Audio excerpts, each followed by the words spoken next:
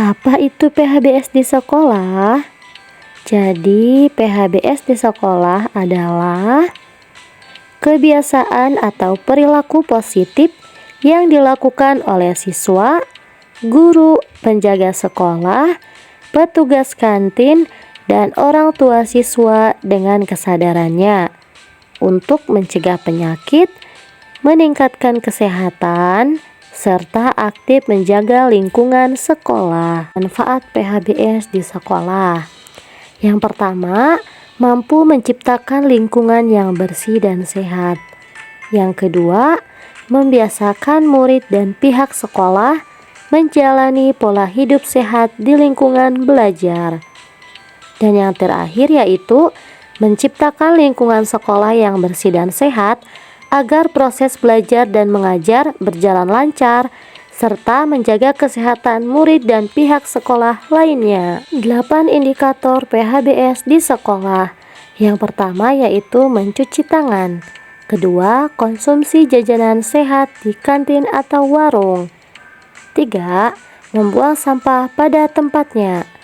Yang keempat, mengikuti kegiatan olahraga. Yang kelima, menimbang berat badan dan mengukur tinggi badan. Yang keenam, tidak merokok. Yang ketujuh, menggunakan jamban yang bersih dan sehat. Dan yang terakhir, membasmi jentik nyamuk.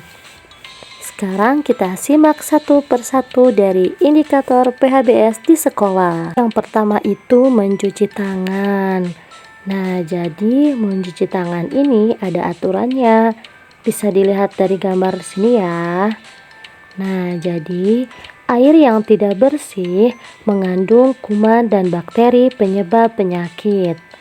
Sabun dapat membersihkan kotoran dan menghilangkan kuman penyakit.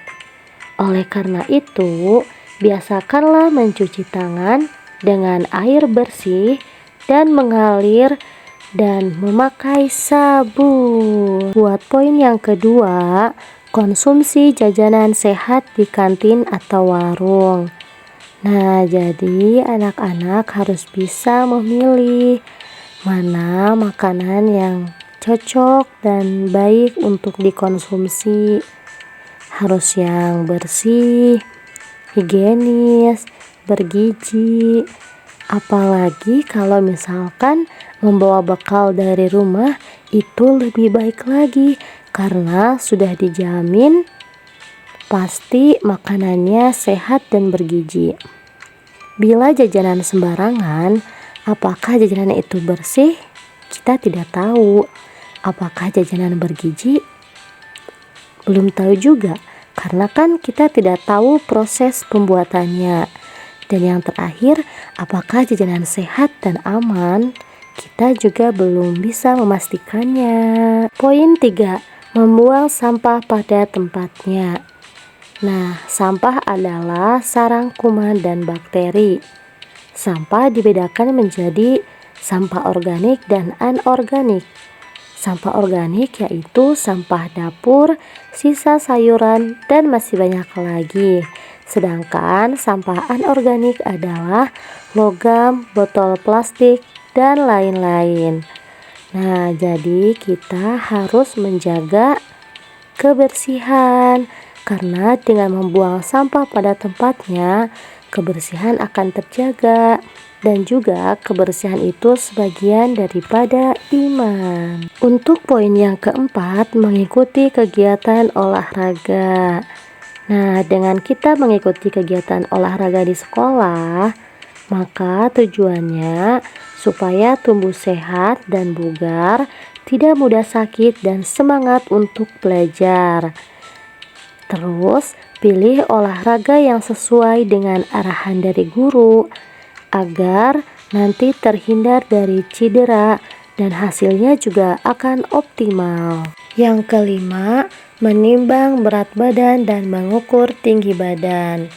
Jadi kita harus bisa mengetahui tinggi badan kita berapa, berat badan kita berapa, karena dengan begitu siswa dapat mengetahui pertumbuhan dan perkembangan badan serta status gizinya. Yang keenam, tidak merokok. Nah, merokok ini tidak cocok dan tidak baik karena akan merusak pada kesehatan.